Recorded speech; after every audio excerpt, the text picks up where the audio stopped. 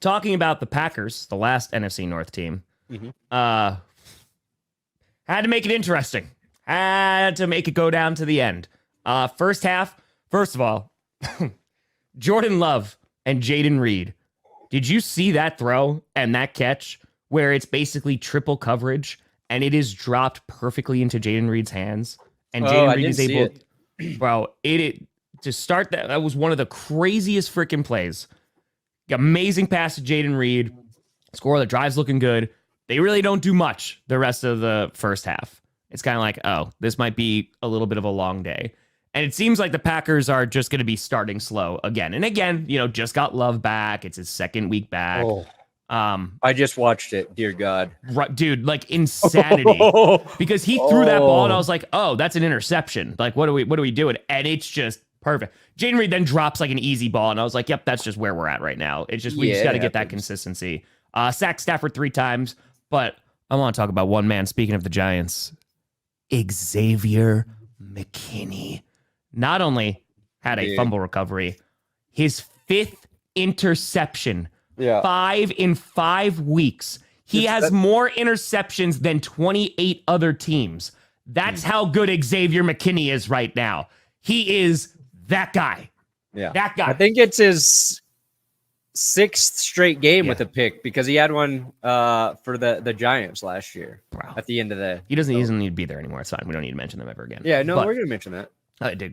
But I'm so happy that we got him. Pass rush, definitely want to clean some things up. I think we sacked Stafford 3 times. Love has that bad interception where he gets hit in the end zone. He's trying to avoid a safety, and then just Brett Favre's. It's just like, and then, plays you would see work for Patrick Mahomes. This just turns into a pick 6. But overall, I think the defense did a pretty nice job. Kyren Williams was good. He's just a good running back. But it got interesting at the end.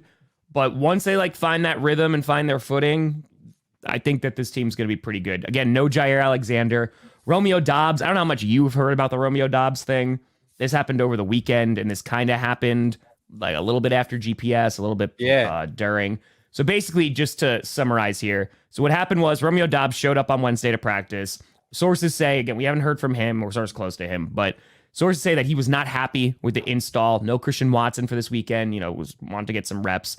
Didn't show up to practice on Thursday. Didn't show up to practice on Friday. They sent team officials to his place to be like, hey, are you good? And that's why I was very hesitant on commenting of oh, I don't know if there's a mental health thing, what's going on. And then the team suspended him for a week and expects him back in practice this week.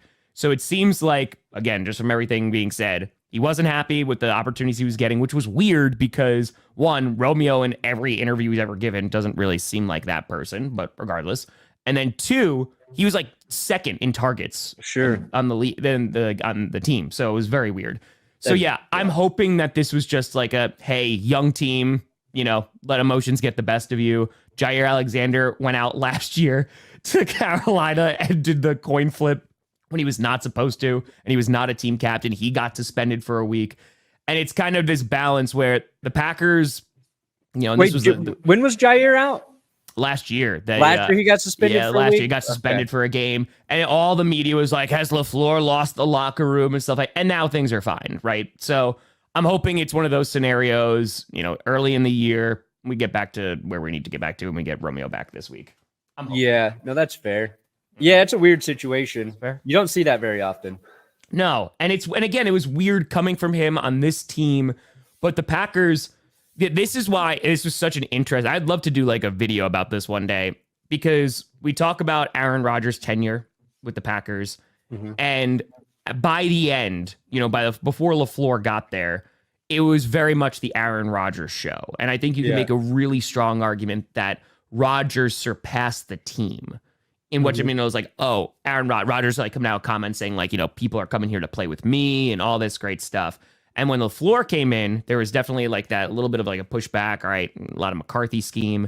And then once, he bought into it, they drafted Love. That's when Rodgers has his back-to-back MVP years. But the Packers, especially under LaFleur, and traditionally, they're hey, nobody's bigger than this team. So we might need you. They could have used Romeo Doubs yesterday, 100%. But nobody's larger than the team.